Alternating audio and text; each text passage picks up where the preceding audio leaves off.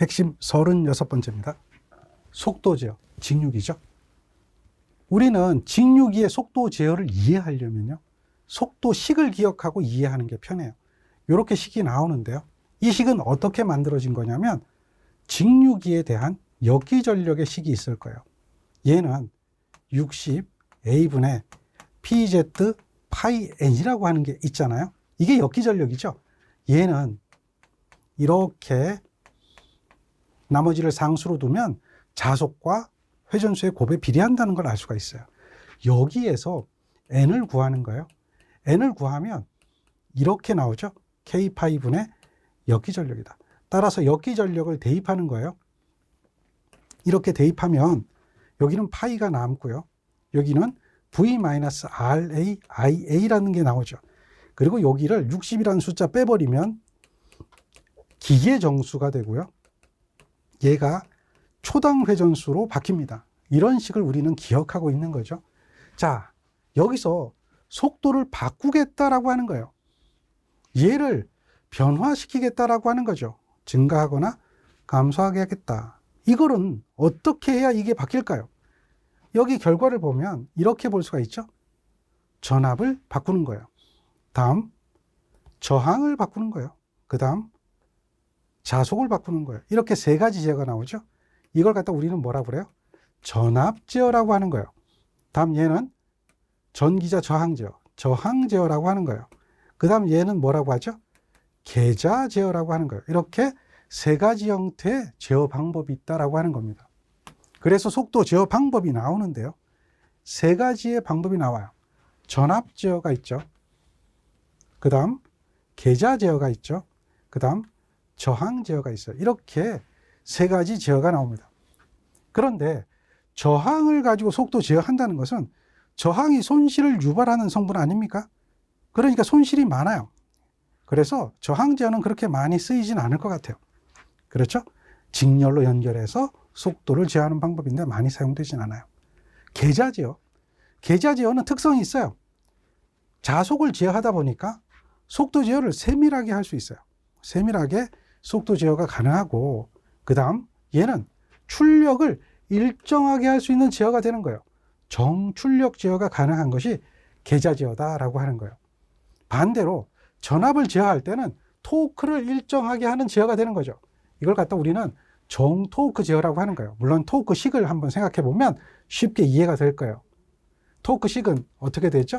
0.975 N분의 P에서 속도 제어를 하는데 얘를 일정하게 할 거냐, 얘를 일정하게 할 거냐, 뭐 그러한 개념을 가지고 생각하는 거죠.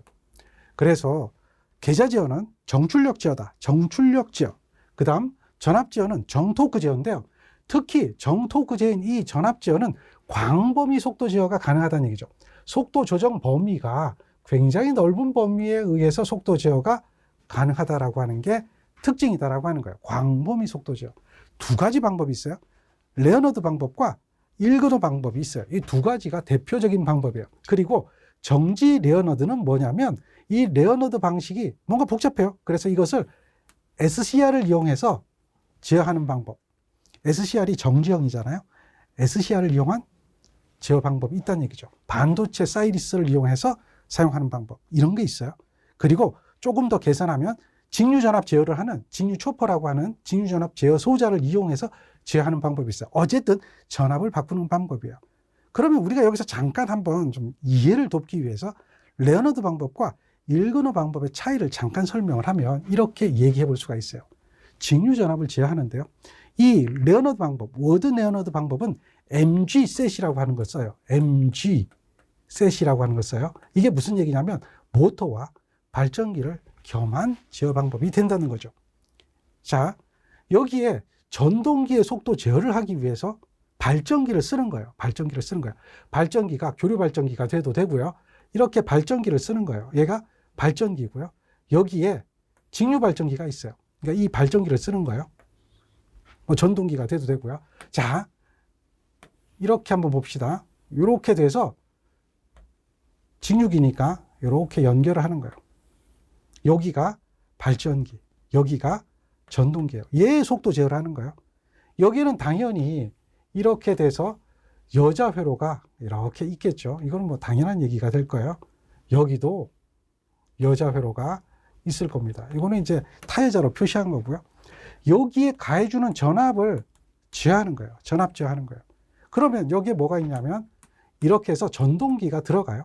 전동기로 발전기를 돌려서 전압을 바꿔서 전동기 속도 제어하는 방법이 이 방법이에요. 직류 전동기 속도 제어하는데 굉장히 번거롭죠.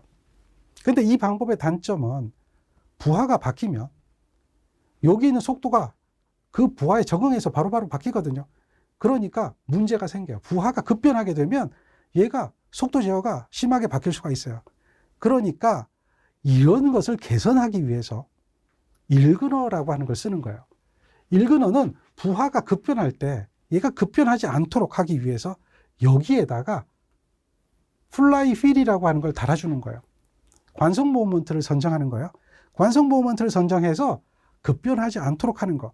MG셋에 플라이 휠이 들어간 것이 일근어 방식이다. 이렇게 기억하면 조금 더 기억하기가 쉽겠죠. 뭐 그 정도로 이해하면 돼요. 그런데 이렇게 복잡한 것을 이걸 왜 이렇게 하느냐는 얘기예요. 요즘은 반도체가 많이 발달되어 있기 때문에 그냥 이것을 SCR로 바꾸든지 초퍼로 바꾸든지 하면 오히려 쉽게 제어할 수 있다는 거죠. 그런 것이 전압 제어다. 이렇게 기억하시면 됩니다. 요게 뭐예요? 전압 제어, 정 토크 제어다. 이해되겠죠? 정리를 한번 하세요. 예제 봅니다. 레오나드 방식과 일근어 방식의 차이점, 왜 설명을 드렸을까요? 방금 플라이 휠을 설명하는 게 그냥 플라이 휠 이렇게 외우라 그러면 잘 안 외워지는데 MG셋에 대한 차이점을 기억하면 아, 일근어는 플라이 휠이 들어가는 거구나 라고 하는 것, 1번이라고 하는 답을 금방 찾아낼 수가 있겠죠. 그러니까 설명을 듣는 겁니다. 자, 요게 1번이 답이 되는 거예요. 그 다음 두 번째 예제 봅니다. 직류 전동기의 속도 제어 방법 중에 정출력입니다. 무슨 제어일까요? 보기가 하나 없어졌는데 답하고 관계없네요. 뭐죠? 계좌제어법이 되는 거죠. 요 4번 뭐 하나 더 들어가야 되겠죠? 그러면 빠진 게 뭐 하나 있나요? 예, 이런 거 정도 적으면 되겠네요. 뭐 이렇게 해서 답은 계좌제어법 이렇게 이해하면 되겠습니다. 이게 이 문제 포인트가 되겠죠. 정출력 제어, 정토크 제어, 광범위 속도 제어 뭐 이런 것들을 구분할 수 있도록 잘 정리해 주시기 바랍니다.